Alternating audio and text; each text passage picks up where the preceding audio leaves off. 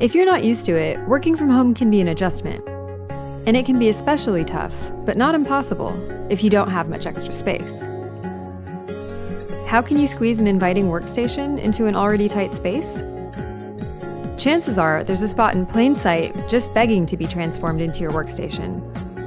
Swap out an end table by the sofa, or a nightstand by your bed with a small desk.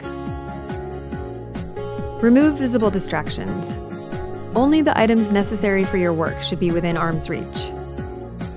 If you make video calls, remember to also tidy up the space behind you.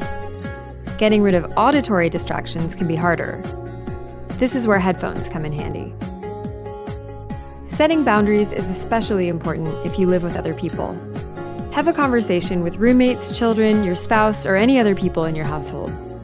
Come up with visual cues so they know when it's safe to approach you and when it's absolutely not okay to do so. But be forgiving too.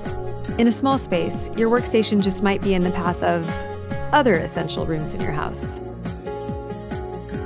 If you're going to be living at home with this workstation, you'll need to like it. Don't outfit your room with boring office furniture. Find a table that will blend in nicely with the rest of your space. You need to be able to see your work so you can focus. Whether you use a table lamp or a hanging ceiling lamp, lighting is key. You'll need storage to keep your space tidy. A shelf along the wall can look great here, but a simple rolling cart works too. Finally, a nice photograph or artwork will go a long way towards making your workstation pleasant and inviting.